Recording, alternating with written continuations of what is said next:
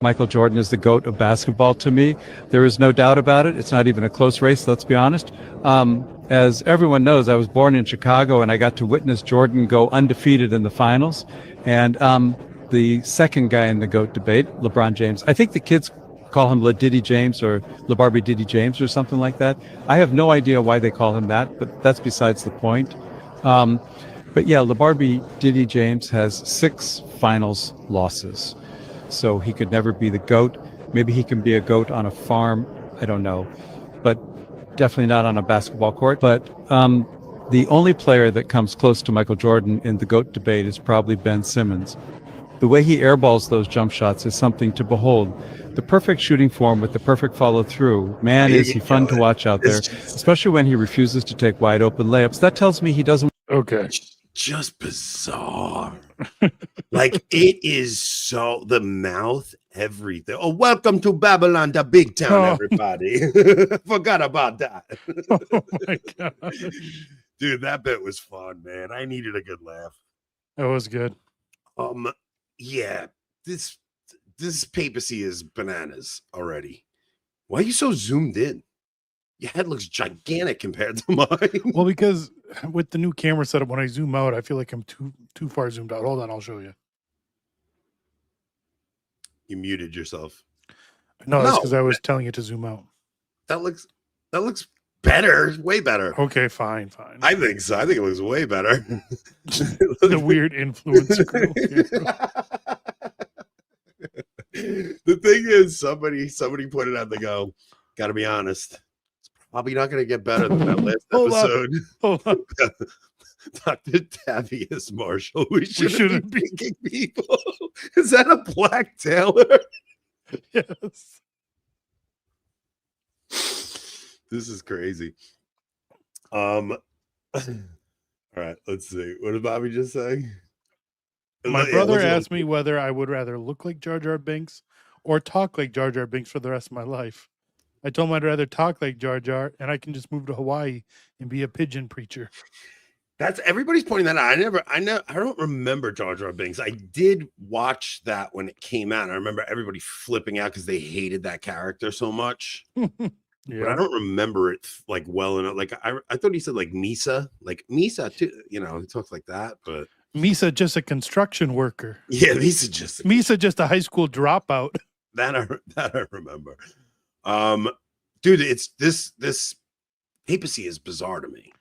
Like, I'm not knocking it one way or the other, but it just seems weird to watch both sides highlight certain things Pope Leo says and claim them for himself. It's a strange thing.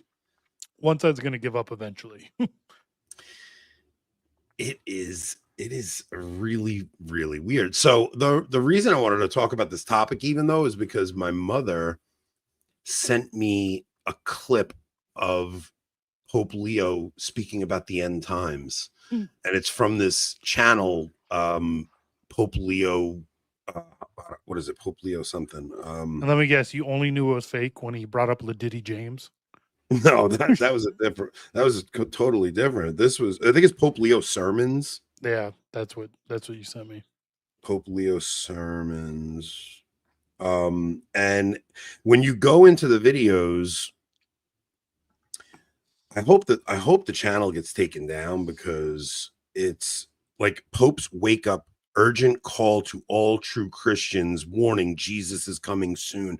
Like, it's crazy stuff. And if you go, it's got 275,000 views on it. And I mean, it sounds like it was just written by Christine Watkins. That's basically what it sounds like. And all the comments are, I'm not Christian, I'm not Catholic, but I'm Christian, and this message spoke volumes to me. I've not heard a Pope speak like this and try to wake people up the way that this one is. Thank you, Pope Leo, for the message that I needed today. It's just clearly AI. It's like not even Leo behind. And then you have, like, even as far as today, I watched, you want to bring up Modern Boethius' tweet? Oh. He's worse than Lofton. Yeah, for sure. But Lofton too, like we'll talk about him too, because even he pointed out, it's like Pope Leo mentioned something about feeling the spirit of Pope Francis from heaven. And Lofton right away is like, do you think Pope Leo is going to canonize Pope Francis? And it's like, man, can we just have like 5 minutes? Can we have 5 minutes where we get to enjoy like the new Pope like for a little bit? So well, read the Catholic Arena tweet first. So Cardinal Raina has been appointed as head of the John Paul II Institute for Marriage and the Family. Pope Leo has decided to remove Archbishop Paglia, who had pursued a more controversial and liberal course. So I'm watching both sides of this, right? So Modern Boethia says this is great news for fans of Pope Francis. It means Pope Leo is picking pro-Pope Francis candidates for his curia. Cardinal Raina famously called Pope Francis a great prophet and lambasted the criticism against it. Regardless of what Raina may have called Francis, how can you say he's picking pro-Francis candidates when he literally sacked the person Francis chose? Well, the person Francis chose is now 80 years old.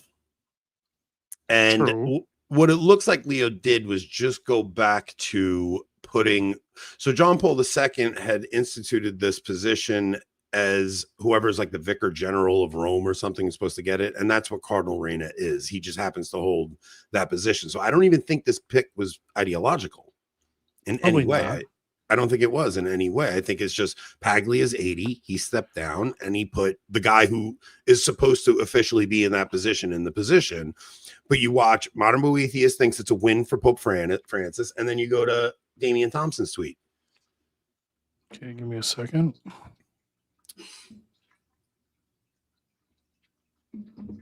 Yeah, we do have to talk about the Trad recovery cancellation too. So then you look at Damian Thompson's tweet and it's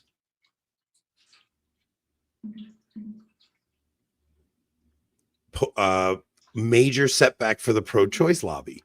It's like the same exact person was appointed, but the one side's claiming him and the other side's claiming him. And I called this the cafeteria papacy because everybody seems to just he'll give like an address to people and he'll say something a little bit positive about Francis, and some people will jump on that and highlight that. And then he'll say something that sounds like a nod towards tradition, and the traditionalists will highlight that. And everybody, it's just weird to me. Like, I don't know either way because he hasn't really said anything of substance yet. So I'm kind of just sitting back and watching the commentary. Yeah, it's been 10 days. Yeah. But so, before the conclave, remember we covered that article from the leftists decrying how the conservatives were calling for unity, right? Yeah. And the one thing we seem to know about Robert Prevost prior to being Leo is that he was a peacemaker.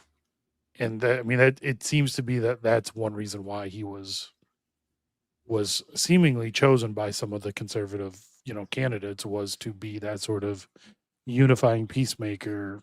So I don't think we're getting anything I think he's surprising. He's playing it very safe so far, right? But there's also a level of like he's going to try to make a hermeneutic of continuity of the council and fit Francis into it, right? So we all like the trads were all hoping they were going to get like a swift condemnation of all the things Francis said. That's not going to happen. I don't even know if you would have forgotten that under Burke or Syrah. Yeah, I don't know either. Maybe, but I don't know. Yeah, you would have gotten immediately, I think, the biggies from guys like that for sure. So I think what Leo is going to try and do is synthesize it all in a way that makes sense. But I haven't seen any like actual olive branches to the trads yet. I've seen some nice gestures liturgically. I've seen a more return to more like. Do you think when he brought up Peter being the shepherd, but not an autocrat. Do you think that was a shot at Francis? That's the other thing. Like, so I saw some people from that very address point out he talked about Francis and synodality. So like the guys on that side were pointing that out, and then the guys on our side were like, he's giving a rebuke to Francis dealing as an autocrat. Now I don't know. And then I saw Thursday pointed out this is probably a knock towards Trump. Like I don't know is the point. Like that could be, it could be that too. Could be all three. Who knows? I don't know, man. It just seems kind of weird to me. It's like it's going to be interesting to watch this unfold, because I want to see how he tries, because like we've said before, like synodality in and of itself is not inherently bad. Like he could continue with synodality and just pull some really based, if he actually does it in the traditional sense where it's hierarchical, right, and it's meant to be done by bishops in a local region, that would be that sense of synods would be fine. Yeah. Especially, he said today one of his priorities is reunification with the East. So holding synods in that sense with Eastern bishops and Western bishops, who knows? I don't know. I doubt it, right? It probably is going to be more of the same, but I don't know. I think it's one of those things where this will continue until like something clarifies. Like you're going to get a clarifying moment. If nothing else, he takes great pictures. He's far more photogenic than Francis. Far more photogenic, and he's far more. He's like, there is a dignity brought back to the See of Rome, right? 100%. There's a dignity brought back there. He's not like if you remember the first the first 2 weeks of the Francis pontiff, like the first day, it was, can you believe he went and paid his own hotel bill? He's just like Jesus. Like all that stuff was just so crazy. And we haven't seen any like revolutionary moves either. He seems to be paying lip service to both sides right now and trying to maintain peace. But I don't know how that stays. And I'm interested to see how this unfolds. I think we're going to, I don't know. I wasn't I was a kid back during JP2. Yeah. So I don't know what, the trad movement was like back then. I don't know what it was like even under Benedict. But so say we get someone a lot like JP2, which seems to be probably the case, right? Something along those lines, like that's a heck of a lot better than Francis. It's a heck of a lot. We should still call out, say, errors like Assisi and the errors that JP2 had. We need to be ready for those. But man, I would take something like that over the last 12 years. Yeah. So look, he's already doing the ecumenism thing, right? And I think ecumenism is the biggest problems of the council. Yeah, I think it's like the biggest problem of the council, because it distorts it kind of makes no sense to say extra ecclesiam nulla salus and ecumenism. Like, unless you're trying to bring those groups into union with Rome properly, this whole stance towards other faiths, I don't know how that works. And I don't know how you have even unity with the East. The one thing I got from the Ubi Petra's Voice of Reason debate is, holy cow, our debate's boring. I'm not even interest in watching that. I couldn't get through 5 minutes of it. And I'm watching people like the Orthodox, like, how could you still be Catholic after this debate? And I'm watching Catholic go, how could you still be Orthodox after this debate? And I'm saying, how the hell can you even be awake after this debate? It was the most boring. And they went on for 4 hours. I don't even know how they did it. I tried watching. Great little short clip. I don't know how anybody could sit through it, man. It's just, I don't know. It seems ridiculous to me, but I swear I told myself it was so boring. I had to turn. It was just so boring. Like I tried. I wanted to see if there's any good arguments against the Orthodox or anything. It's just a snooze fest. Timu Rocky is definitely not as charismatic as the original. Yeah, I don't know. I don't even know what got me on that. Oh, so like the ecumenism Unification thing with the East, yeah. Yeah, I don't know how that works because the East doesn't unify with the East and stuff. Like you might get a bishop or two that wants to come into union with Rome or a patriarch or something. Right, But I like think the laity will lose their minds if they did that. Like I don't like there was I think Bobby was telling me that there was a point in time where like there was an Eastern patriarch who wanted to come back into communion with Rome, and the laity went crazy. They it was were like, Florence. yeah. So Florence, is held to try to quickly to try to get Western support over into Constantinople. So Florence is held. The East does come back into communion. Like they accepted basically everything. But the laity had an uproar, especially in Constantinople. And we ended up not getting forces to Constantinople in time, so Constantinople falls. But yeah, so after Florence, there was reunification, and the Greeks just would not have it. Yeah. Yeah, I don't know.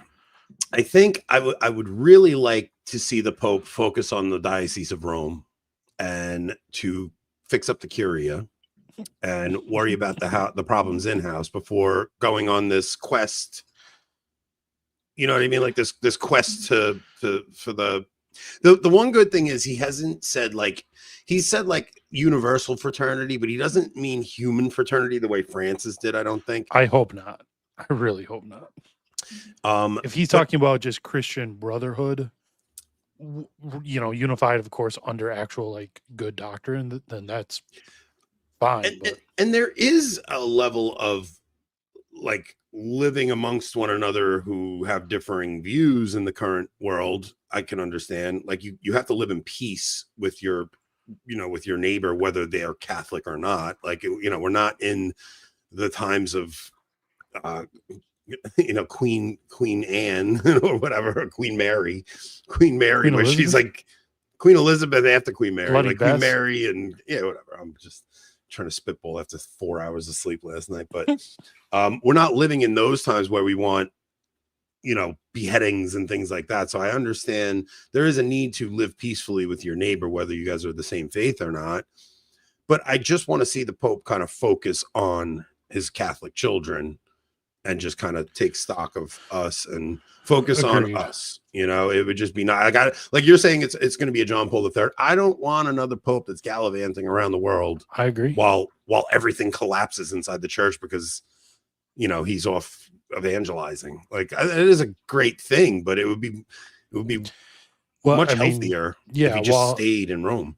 While he was busy traveling the world and fighting communism, things were building up to 2002.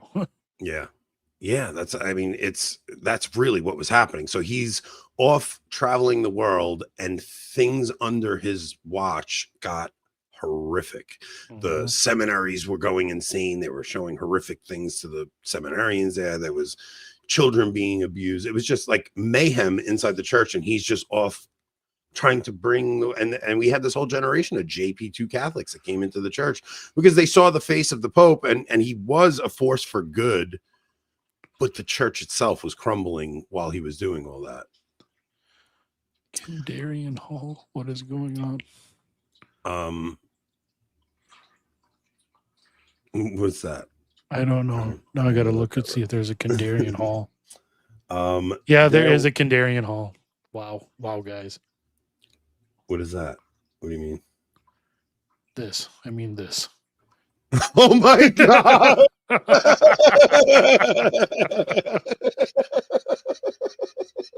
It's someone switching back and forth between accounts. Oh my God, this is like me having fights with myself on Twitter. It's amazing.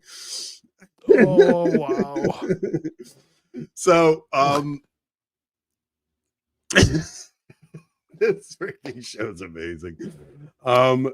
So yeah, I don't know, man. I'm kind of, well, first of all, my priest gave a phenomenal homily this Sunday, and I'm like sitting next to my wife and kids, and I'm like, pay attention. He gave this homily about Peter and how Satan is seeking to sift him like wheat, and how this Pope needs our prayers more than you can imagine. And it was just, it made you so excited to be Catholic. He's like, he had Anthony homily about it. Joe was there. Joe was there. He just made it, he made you so excited. Joe was there? Yeah, Joe's at a diocesan Latin Mass Sunday. I thought you said it was a Novus Ordo. No, it wasn't at a Novus Ordo. It was at a diocesan Latin Mass. No, I went to confession in the morning at a Novus Ordo. Oh, okay. So I still go to, like, I went to confession at my local parish, and had a conversation with the priest in the confessional, and was just kind of talking to him about like my initial reaction and, you know, just some of the things I've said to people in private before, you know, anything. And like, I felt guilty about giving people who don't pay attention to this stuff a bad impression of the Pope before he had even taken office. Right. And this was a Novus Ordo priest. And he was like, I'm going to be honest with you. The last 12 years were pretty traumatic for all of us. And I think that your initial instincts were not justified, but understandable, you know? And he was like very understanding about it. It was a pretty interesting conversation with this priest. And he told me not to be too harsh with myself because I'm a sort of priest. No, I'm just kidding. It was really enlightening just because we don't think about how hard your typical parish priest has it. Like your typical parish priest under Francis was struggling, man. It was pretty difficult. These guys are trying to preach the faith, and they were getting conflicting messages from Rome, and my co-host just disappeared. And so the priest was pretty understanding of it, and it was just an interesting conversation. But then I went to Mass on Sunday, and the priest was just talking about how like the whole world looks to Rome. Yeah. Whether they understand why or not. Like, it's just like all eyes are on Rome during this conclave, and the rituals we do and the white smoke coming up, that all eyes are just trained on Rome. And it's this subtle thing that the world understands. How goes Rome, goes the world, you know? Mm-hmm. And even the Orthodox and the Protestants, all of them understand it is very important who becomes the Bishop of Rome, because if the church crumbles on some of these important moral issues, it gives like the culture doesn't care what your Protestant sect teaches on rainbow issues at all. They don't care that the Anglican Church ordains women to bishops. It makes no news when Pastor Bob at the Fourth Baptist Church, says something crazy. It just doesn't matter to them. Joe. That's why I was confused. I've never seen Joe at a Novus Ordo, but he does go to the diocesan Latin Mass, mainly because the SSPX is too early, and he's a lazy bum. And our diocesan Mass is at 12:30, so it's like he would probably go to the society, but he's like, I just wanted to sleep in. Fair enough. It is nice having a 12:30 Latin Mass. That's the closer one too. So it's every other week. So it's only 25 minutes from my house, which is amazing.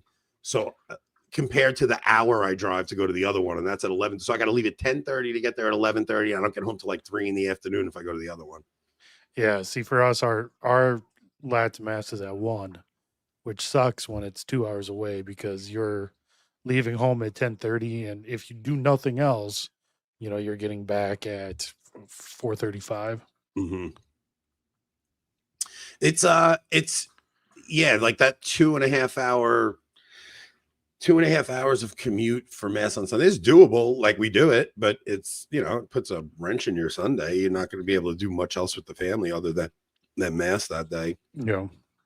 So it is nice when it's the closer one. And this priest I want to get him on the show because every homily is a history lesson and an ecclesial lesson, mixed in one. It will be interesting to see if we start to see more just usual diocesan priests willing to go on podcasts now.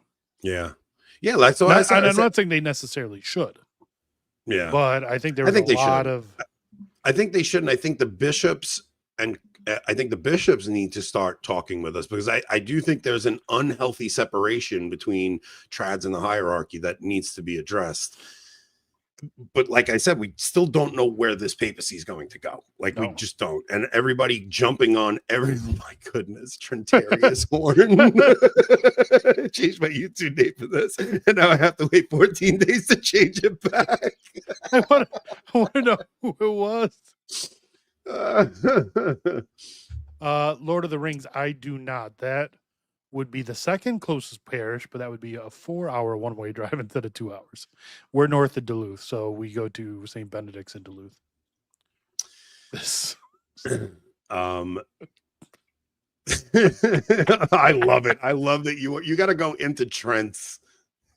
I hope it's like Kennedy or someone. Trentarius horn broadcasting is Kennedy Hall. So should we do the Vanity Fair article? I mean, we should probably address the Vanity Fair article. It is my first quote in a mainstream publication. I got a call from my mom.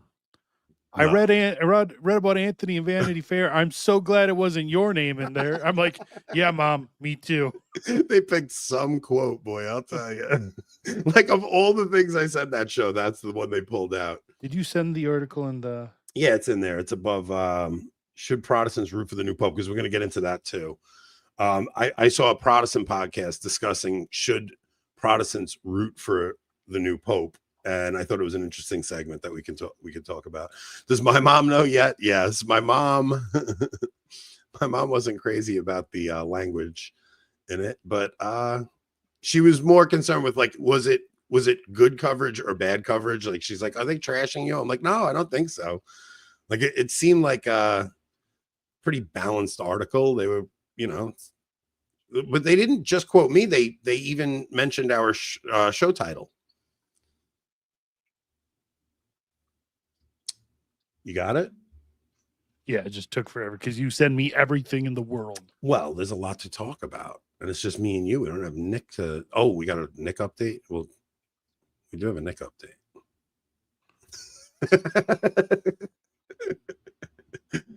I'm just kidding, guys. At least they didn't call me Abato, because they did the last time. It was National Catholic Reporter mentioned me in an article, and they spelled my last name wrong. And then when I pointed it out, they go, "We will get right on correcting that, sir. We apologize." And they did. They fixed it. Yeah, they did make me look a bit uncouth. So the Catholic right is deeply divided over Pope Leo and what his papacy will do. After an initial MAGA freakout, a number of Francis antagonists appear open to his successor. Though, as Leo performs his inaugural mass this Sunday with J.D. Vance on hand, some church watchers warn that conservative tolerance is unlikely to last. Now, I'm not sure it's the conservative tolerance that'll unlikely to last, or if it's the other side still. We're still just kind of in a wait and see mode. When Pope Francis died the morning after Easter, prominent right-wing Catholics leapt at the chance to lobby for a more conservative, even Trumpian leader of the church. Far-right pundit Jack Posobiec broadcast a call for traditionalist Catholics to hop a flight to Rome right now, go into St. Peter's Square, and start taking up space. I don't understand. No one in the Catholic world cares what Jack Posobiec thinks. Yeah, he is. He's a right-wing commentator, if anything. He's not a... I don't see him as a Catholic commentator. No, he's an American conservative in quotes commentator. Well, I do find it interesting that he will call out things about the papacy, but never ever would he touch Trump, and it's like, at least have some consistency. I mean, there's things in Trump. Like, one of the things I'm hoping to get from this papacy is maybe like some corrections in Trumpism. Because there are errors. There are some errors that need to be corrected. The boomers would cause a boomer schism. Like what what's his name was talking about. Who's Steve Bannon? No, Larry Chap. Oh, Larry Shaw. Yeah. Now is the time for a traditional ascendance because we are in a traditional awakening here in the Western Church. Steve Bannon, who had castigated Francis for years, similarly vowed to organize an online show of force. Get rid of that. An online show of force for traditionalists ahead of the conclave. Like, but they go into the conclave and there's nothing your online show of force is going to do for that. But in Rome, Catholic right journalists distributed a report to cardinals profiling leading papal candidates from palpably. I thought it was going for papabile, but no, yeah, palpably conservative perspective. While U.S. Catholic right philanthropists courted church leaders at upscale gatherings, with one VIP saying their network could raise $1 billion to help the church so long as we have the right pope. That's kind of blackmail. It really is, isn't it? Yeah, it's kind of blackmail. Like, could you not raise a few billion to build some nice, like, churches for traditional orders on? I do understand the sentiment, right? Like, if you had a conservative pope in there, the money would flow in from conservatives. So, but on May 8th, when the new pope, the conclave have chosen Pope Leo XIV, formerly Chicago-born Robert Prevost, and the first U.S. born in 2 millennia of church history, appeared on the Vatican balcony. Instead, the Catholic right's fervor shifted to despair and alarm.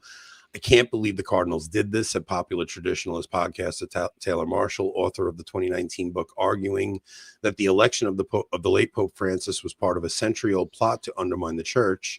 As more than 100,000 viewers tuned into his live stream, Leo was definitely on the Pope Francis trajectory, he continued. And given his comparative youth, his papacy could be a long one. Marshall's audience chimed in with their own lamentations that the Vatican had bucked conventional wisdom in picking an American pope so he could go head-to-head with Donald Trump or fight to restore funding for Catholic relief work the Trump administration had cut out.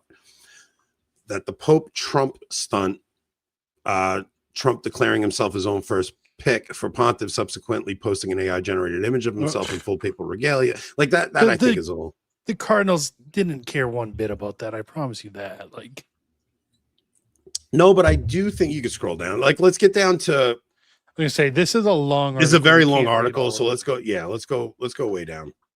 Like, I do think that I think you can start with the Michael Matt thing starts. So I do think that this guy, but I do think Pope Leo was selected because of Trump in part. Like, I do think they wanted, and I do think that it had a lot to do with the media in America, because it's such a powerful force, the media apparatus of America. It runs the English speaking media realm, so while a handful of Catholic right voices counsel patience, Michael Matt, editor of The Remnant, urged followers to consider how a centrist pope might keep the traditionalist Catholic movement united, avoiding the factionalization that could follow the election of a more conservative pope. Other commentators in and out of the church proclaim Leo's election an intentional rebuke of the MAGA movement. Far-right social media personality Mike Cernovich called Leo a S-lib. Trump ally Laura Loomer went with woke Marxist pope. If anyone's a S-lib, it's Mike Cernovich. And so is Laura Loomer. Yeah. I mean, come on. Laura Loomer talking about Marxist Pope. You're literally never mind. Yeah. In his live stream from Rome shortly after Leo was announced, Posobiec said, the choice of an American Pope is clearly a reaction to President Trump. Marshall suggested Leo's election was an intentional effort to force U.S. trads into a choice. We as Catholics are going to be pitted against an American Pope and the American president. And I feel the liberals, the bishops, the priests are going to be pushing us. Which one are you for? Do you support your president or do you support your pope? Bannon reportedly declared Leo's the worst pick for MAGA Catholics and an anti-Trump pope selected by globalists that run the Curia, subsequently telling a Financial Times audience to laughter that the conclave was more rigged than the 2020 election and would soon cause a schism. And then almost overnight, the narrative seemed to change. On Friday, Marshall's video responding on Leo's election was no longer public on YouTube. In an earlier video, Marshall had also declared Prevost potentially the worst case scenario. He posted a new recording that began with the words, I submit myself to His Holiness Pope Leo XIV. After prayer, he said, his initial shock had given way to a sense of encouragement and he reminded listeners of historical cases where popes elected as liberal reformers had unexpectedly become staunch conservatives. Noting that Leo's papacy might last 20 years, he said Leo needs to know that traditional Catholics are praying for him, that we wish him the best. Okay. I think we still got a ways to go. This article was too long. Oh, this is where they mention our name, though. No, go back up. No, it's not. So, yeah. Other Catholic right podcasts issued It's where apologies they mention our and title. and retractions for their initial response to the news declaring a ceasefire in traditionalist decade-long war against the hierarchy of the church, with one titling an episode "Softening Our Trad Hearts to Leo XIV." That was our show. That was my title. I think I originally titled it "Softening Their Hearts to Leo" or something, and Rob switched it up. Shortly after Leo's papacy was announced, two of the most conservative cardinals, Raymond Burke and Sarah, let's go down because this really isn't. Really. We'll just go until I see an interesting name, like Father Nix. Father Nix and other of Trad favorite clerics wrote in a blog on Sunday that what he saw coming down the pike in Rome is more promotion of the heresy of religious indifferentism. He's not necessarily wrong. No. The heresy, all religions will get you to heaven, usually put under the pretext of the hijacked word ecumenism, but this time with a little more Latin, a little more incense, and a little more meekness than before. I don't care how nice this Pope is. I don't care how much gold he has on or his ring or any of that stuff, said another Trad podcaster, Timothy Gordon. I want the Latin Mass, but I don't want the Latin Mass traded for homo stuff. I don't want the Latin Mass for Amoris Laetitia being here to stay, referencing Francis's apostolic exhortation for divorced and remarried Catholics to receive communion. He's going to trick a bunch of Trads, Gordon continued, and then truly guys like you and I are going to be vox clamantis in deserto, voices in the wilderness. But exactly that thought seemed to be in mind for some of those calling for, so that was Michael Matt, as Michael Matt, whatever, or as Anthony Abadi, host of the podcast Avoiding Babylon, put it, I also don't want him to come out. I also don't want to come out bashing him and ruin gestures he's giving by giving him the middle finger. And then he says, okay, well, you know what? Maybe Francis was right to punish you a-holes. I don't remember saying that on air. And then it goes right into Mike Lewis. And he says, I actually agree with Mike here. I can't see this last thing. Co-founder for Catholic Outlet Where Peter Is, which spent many years of Francis's papacy tracking the Catholic rights attacks on the Pope. For one thing, over the last 12 years, the reactionary opposition to Pope Francis had reached a boiling point, and it would be so hard to simply turn off the heat. We've seen we don't need that anymore. So I am curious to see how this plays out, man. I'm not really taking a side in any of it. I'm just watching it play out. But I am seeing like a lot of people say, calling Trads like semi-Trads, and they're like, who sent out the message to Trad Inc.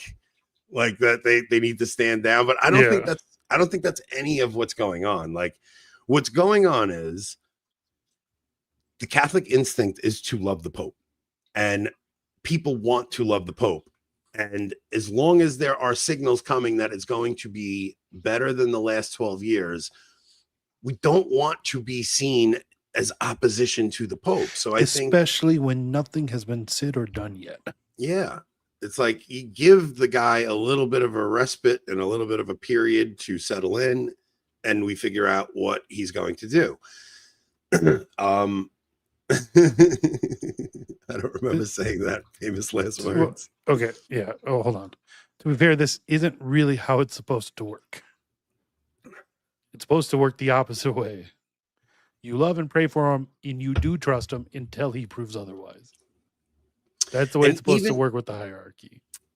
And even like this is like, okay, so this is like our 15th show about the Pope, and like Rob texts me earlier, is like, dude, we're done with the Pope stuff. Like, please, can we do something else?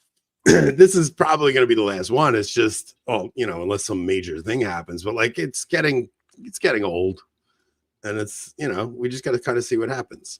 Yes, my poor mother, indeed, that woman.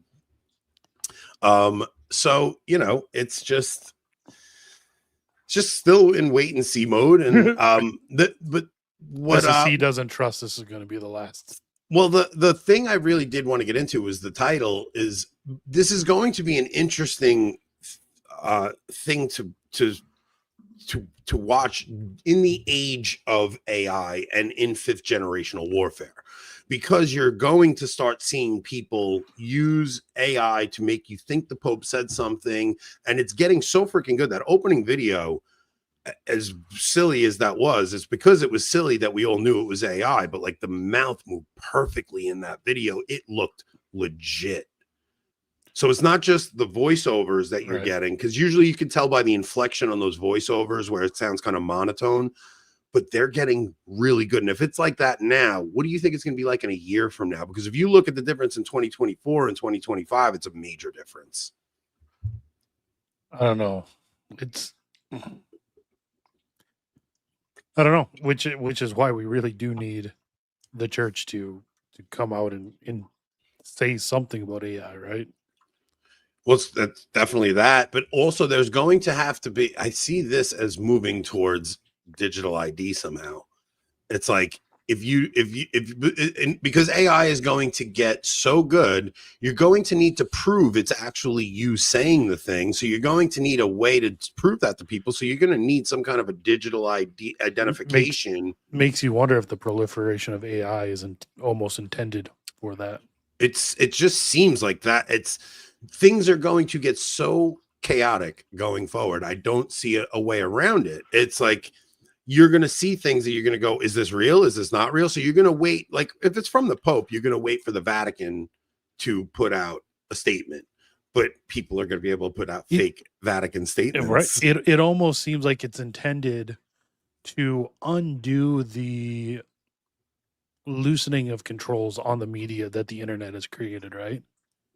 Like the whole media revolution we've seen with podcasts and independent journalists and things like that, I think could completely unravel when suddenly you have to go to a verified source to get something you can believe isn't AI. There's enough audio of you and I out there that somebody could just upload. No, don't give them ideas. Don't give Taffy ideas. Somebody could just upload files of our voices and make us say whatever the hell they want. Maybe you didn't say what they said you said. Yeah, maybe that was AI. We need a verification. Something Taffy made.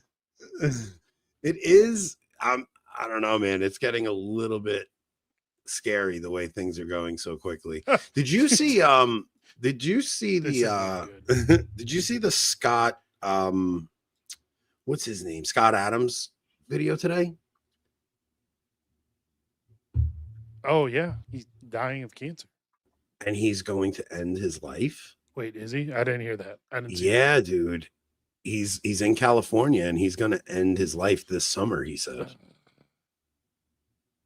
Scary stuff, man. Scary stuff. Scott Adams. Scott Adams did the what cartoon was Dilbert. It in the news? Dilbert. He's the guy who did the Dilbert cartoons, and then he said the N-word once online, and he became like a political commentator, you know, and he just started speaking his mind about stuff. And then today he released a video saying, because we got the Biden news today, right? The Biden has cancer. Yeah. No, I think maybe you got it wrong. I think he said he lives in California and he's considering going out his own way. And I think he was a little cryptic about it, but I'm pretty sure he talked about ending life on his own terms. And he's in California where they allow that. So, I'm pretty sure you guys are wrong. Everybody's saying I'm wrong. But I'm pretty sure what he was saying is, maybe I saw a fake AI edit. I don't know. I'm curious to what Adrian means when he says the chance to do the funniest thing ever. So he announced this today because the Biden cancer stuff came out today, and I think he figured that it would kind of get buried under that because, dude, it is a strange thing to be in this space where you have a show and people know you and they grow to love you, and then you're gonna die in front of them. It's not like working for NBC or CBS or something where you just disappear from the camera. Like and people, they just replace you suddenly with someone else. Yeah. like people are going to watch your progression into illness. And Speaking of when Anthony's gone next week, we do have replacements for him, everyone. I'm very easily replaceable, apparently. The difference in shows like this is you guys see a part of our personalities that makes you actually feel like you're hanging out with your friends. It's not like watching a broadcast on the news. Like, you guys are interacting with us, we're highlighting your comments, we're having a conversation. And so if something happens to one of us, you feel like you're losing a friend. Like, I mean, it's weird because I think I bumped into It's like you go. Well, I bumped into somebody, a radio personality that I listened to as a kid. I bumped into them one time in Atlantic City, and like I went up to them like, "Hey man, what's going on?" Like, he knew me, and he's like, "What's up?" And I'm like, "Oh shit, you don't know me. I know you." And it's like, it's a weird thing that happens. Well, I had somebody do that to me after mass one day. They were like, "Dude, it's so weird because like I know you, but you don't know me." You know, it's an interesting phenomena where you're listening to somebody and you feel like you're just hanging out with your friends, but we don't know, especially because all of you have fake names and PFPs and stuff. Like, half the guys we met in North Carolina, they had to tell me their Twitter handle. I'm like, oh, okay, now I know who you are, you know, because most of us don't put our actual pictures up there and not our real names. Mm-hmm. No, it wasn't Mike Francesa. Well, it's like everyone, what's his name from the Outdoor Boys channel is retiring, not retiring, but just stopping YouTube, you know, and like, oh, I saw that clip today too. Right. And I mean, that guy's they're not dying, but everyone feels like they're losing someone, you know, someone they know. Yeah, that guy's video, he came out today and he's like, okay, so our channel now has like 12 million subscribers, and it's which to the they've point gained where in 18 months. Yeah, and it's like it's getting to the point where we can't go to the store, and you have to think about like the well-being of your family at this point. And do you want fame? Because it's one thing to have like a niche little small audience like we do, where it's like, oh, if I go to Latin mass, somebody will recognize me.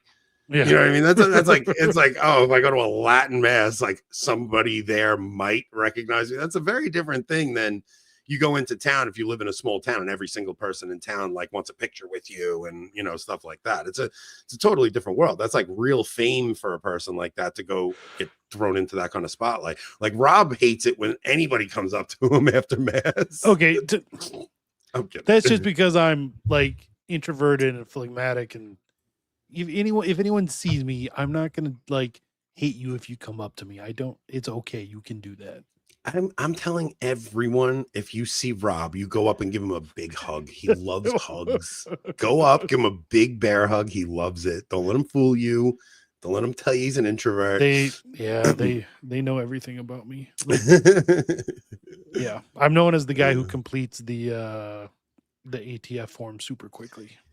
Yeah, well, this is not untrue though. What you think you could? Like, they think the persona is who you are in real life. But I mean, for an actor, obviously not, but for us, it really is. Yeah, I'm not pretending to be somebody I'm not. It's like, if you meet me, I'm going to be exactly like this.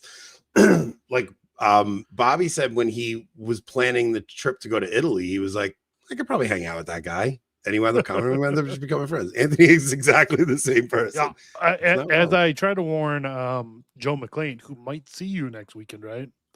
So, okay. So Thursday morning, I'll be on Anthony Stein's live show, and then I'll be on Joe McClain's show with Michael Hitchborn hosting, because Joe McClain's in Greece. Joe McClain will be in Mykonos the day I get there, but I think I'm going to get there too late. But I'm trying to see if I can hop the ferry to Patmos and see Joe McClain, Bishop Strickland, and their whole pilgrimage. I don't know if it's going to work out. All the Africans hop ferries to Europe anyways, right? Right? I might be able to just blend in with all the immigrants.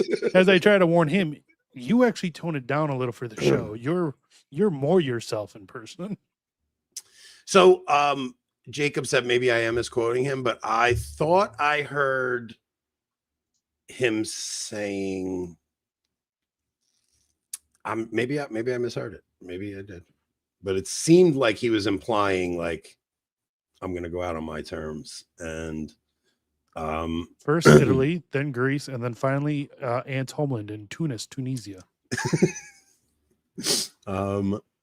So this is probably the same video. My mom sent me a video of Pope Leo XIV praising the ex-first lady of Brazil. I told her it was fake. No, it isn't. Who would fake something like that? This is what we're talking about. So especially the older generation is going to fall victim to this because they don't understand how good technology is at this point. From the Hill article, he also indicated that since he lives in California, he plans to take advantage of aid in dying drugs after he settles his affairs. There, I knew I wasn't wrong. If you're gonna do, why not, like, I don't know, It's all over Twitter, the euthanasia. go over to Africa and get a gun and try to take out some crazy local warlord or something. So Jason's got me watching this guy who was diagnosed with something terminal, and he bought a sailboat and he's like sailing across the freaking Atlantic. Oh, that guy is dying or something? Not the one Jason gave us, but there's another guy who was diagnosed with something terminal, and he bought a sailboat and he's just sailing across the Pacific, and he'd never sailed before. And some of his videos are like, holy crap, this guy's gonna die. Like, he's gonna die. Like, he doesn't know how to sail, and he's caught in these storms. He must have like a Starlink satellite that he's able to broadcast from where he's at. But it is wild to watch this guy go about it. But he in one of his videos, he was like, I was diagnosed with something terminal and I wanted to go experience something I never would have experienced otherwise. So he went and did this thing. So, but Jason brought up the point. He goes, I don't know if we could do that as Catholics, right? Like, you'd have to get a dispensation, you said? For missing mass, yeah. I mean, even just that alone, right?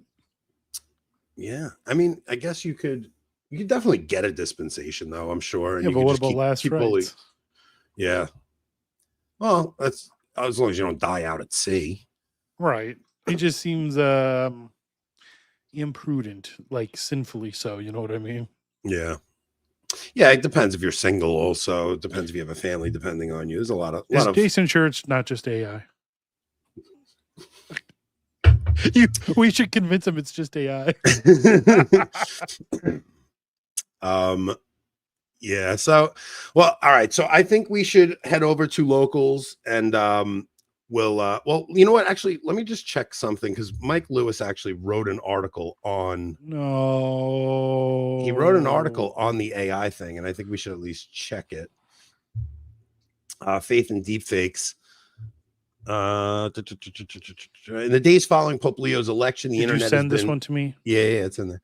Is inundated with AI generated deepfakes, videos, images, and messages purporting to depict the new pontiff. These media fabrications, some of which have been circulated on platforms like YouTube, TikTok, present the Pope delivering messages he never said, sometimes even in his own voice. For example, a video entitled Pope's Wake Up Urgent Call. This is the one my mom sent me. Pope's Wake Up Urgent Call to all true Christians, posted on a channel called Pope Leo XIV Sermons, delivers a fiery 42-minute exhortation about the end times in an AI-generated voice based on that of Pope Leo. A snippet says, "The sky is heavy with prophecy. The clock of heaven is ticking in its final seconds. And I declare to you today, 2025 is not just another year. It is a spiritual alarm sounding in the heavens for all who still have ears to hear. Look around you. Do you not see it? The world is unraveling at the seam." This is such boomer, like, the prophecy. Clock of heaven. Like, it's just, this is just what that is. Oh man, we forgot Recusant. Yeah. We are terrible. But I mean, we still have a lot of people. We still have plenty of people in the audience. So I finished my bottles of Recusant, and I've realized that basically all the money they give us is going to go right to wine. I just spend on their wine. So it'd be crazy for them to ditch us. Because they're making it all back. They're like a drug dealer who gives you the first taste for free. Now, when you order it, you're not using our own code, are you? Yeah, why? What am I supposed to use? I have a special code? No, there's no special code, but I get a bigger discount? No, it's just never mind. But if I use our code, it looks like our audience is paying for it, and then they want to keep us as the thing. So I wanted the 10% off, and make it look like our fans are buying. You're the worst. You're the worst. You're absolutely the worst. Why do you get a bigger discount than me? No, I don't get a bigger discount than you. Yeah, You pay they're full gonna prices. love this segment so much. I mean, they're literally a drug dealer. They're an alcohol salesman. No, that's not literally a drug deal. Oh my gosh. All right, maybe not. No, it's not. It's definitely not. And all things in moderation are totally fine, guys. You guys need to record all future ad reads in Hawaiian Pidgin. We did do an ad read in Hawaiian Pidgin last episode. So, but recusandsellers.com, you'd use code BASED at checkout for 10% off. Go to their site, guys. Check it out. Which one's your favorite? I think the red blend was amazing, and that's in the more affordable range too. But what was the other one I got? They have the Petit Verdot, and then the Petit Verdot is my favorite. Then the Cabernet. Yeah, the Petit I think Verdot. the Cabernet is my favorite personally, but I usually like Cabernet. I actually like the red blend better than their Cabernet, which I was surprised by because I usually do get Cabernet at the liquor store. But so, guys, please help support us by going to recusandsellers.com. Use code BASED at checkout for 10% off. They are amazing. We love them, and their wine is delicious. I'm still a little groggy because I drank a little too much of it yesterday. Is that why you only got 4 hours? Did you give yourself a headache from drinking all the wine? No, I haven't gotten a headache. Okay, so I went to Italy. I went to Carlo Acutis's tomb. Yeah. No. And I prayed. No. He didn't give me no healing. No. He did not heal me. Okay, good. And I said, if I get a healing, I will help promote Carlo Acutis's cause. I didn't get a healing.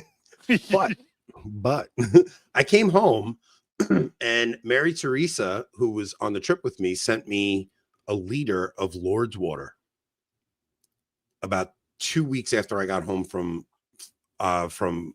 Italy. And I made the sign of the cross on my head, on my temples, and I have not gotten a headache since I put that Lourdes water on my head. I get called a Canadian, and yet you're the one using things like liters. I don't know. It's just a liter. I don't know. That's what we call like 1 liter of soda. What? Do I have size bottle? Do I have to pull Super Troopers on you? That's what you're taking from that story? I was healed by Lourdes water and you're complaining about the metric system? Are you sick? What's wrong with you? I'm telling you, like, I had a miraculous event in my life. You're like, using the metric system, you savage. Like a liter of cola. It's